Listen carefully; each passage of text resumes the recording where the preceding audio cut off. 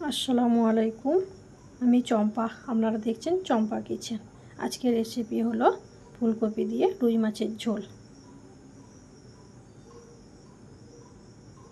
আমি এখানে একটা ফুলকপি ছোট ছোট করে কেটে নিয়েছি, একটা আলু ছোট ছোট লম্বা লম্বা করে কেটে নিয়েছি, আর একটা টমেটো ছোট ছোট করে কেটে নিয়েছি। এখানে চাপিয়ে দিলাম কড়াইয়ের মধ্যে দিয়ে দিলাম পানি আর কেটে রাখা ফুলকপিটা দিয়ে দিলাম। এখানে হাফ চামচ হলুদ আর স্বাদ মতন নুন দিয়ে আমি সেদ্ধ করতে চাপিয়ে দিলাম ঢাকা দিয়ে। 10 মিনিট পর ফুলকপি আমার সেদ্ধ হয়ে গেছে।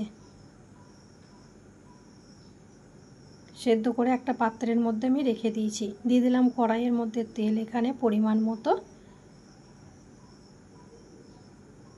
তেলটা যখন আমার গরম হয়ে গেল তখন ওই সেদ্ধ করা ফুলকপিটা আমি ভেজে নিচ্ছি। 2-4 বার নেড়ে চেড়ে আমি ফুলকপিটা এখানে ভেজে নিচ্ছি।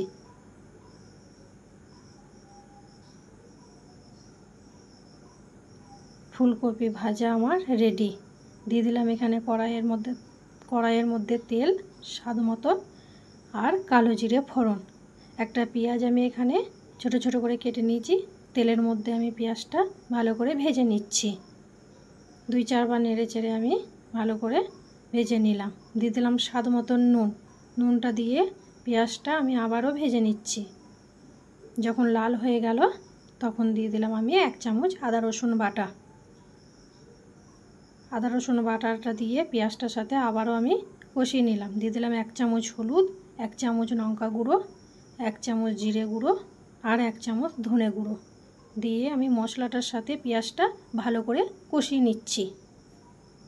2-4 বার এইভাবেই নেড়ে চেড়ে আমি কষিয়ে নেব।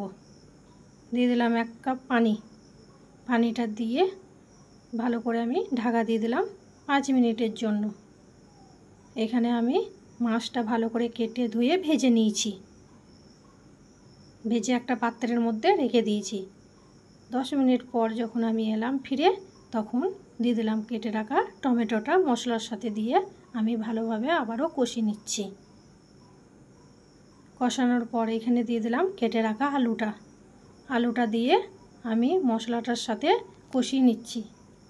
2-4 বার এইভাবেই কষাতে যখন তেল ছেড়ে দিল তখন ওপর থেকে দিয়ে দিলাম ভেজে রাখা ফুলকপিটা দিয়েও আমি আবারও ভালো করে কষিয়ে নিচ্ছি। কষানোর পরে এখানে দিয়ে দিলাম 1 কাপ পানি দিয়ে নেড়ে চেড়ে ভালোভাবে 2-4 বার আমি নেড়ে নিলাম। নাড়ার পর ভেজে রাখা মাছগুলো ওপর থেকে দিয়ে দিলাম।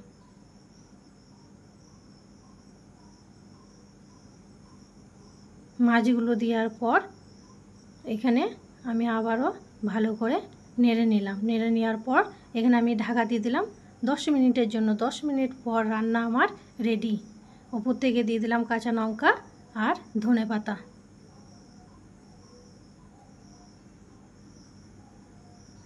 আজকের রেসিপি হলো ফুলকপি দিয়ে রুই মাছের ঝোল। আমার রান্না যদি ভালো লাগে লাইক, কমেন্টস, শেয়ার করে দিবেন। খুদা হাফেজ।